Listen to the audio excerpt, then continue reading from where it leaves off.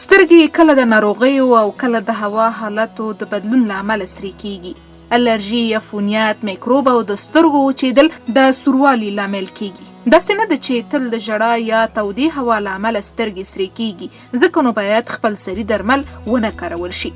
الرژي یا حساسیت ځینې وخت سترګې له ګلانو، آرایشي توکو او لینز سره حساسیت کوي. دې وخت کې سترګې سرې اوړي، سوځي او اوښکې کوي. د پړسوب له امله د سترګو سوروالی، کله کله د سترګو سوروالی د التهاب له امله وي. ډیر وخت د دې ډول سوروالي سرچینه وایروس وي.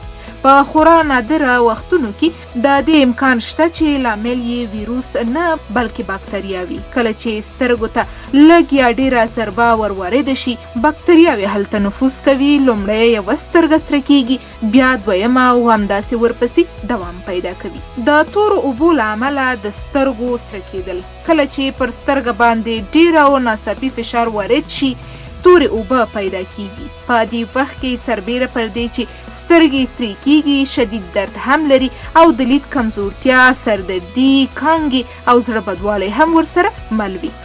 د سترګو د وچوالي له امله د سترګو سوروالی، کله چې د سترګو په میمون کې اختلال او ګډوډي رامنځته شي، د سترګو اوبه تبخیر او سترګې وچیږي. د ځینو خلکو سترګې تر نور ډېرې حساسې وي، ډیر ژر سرې کیږي. د سترګو سوروالی د هغو په رنګ پورې هیڅ اړه نه لري.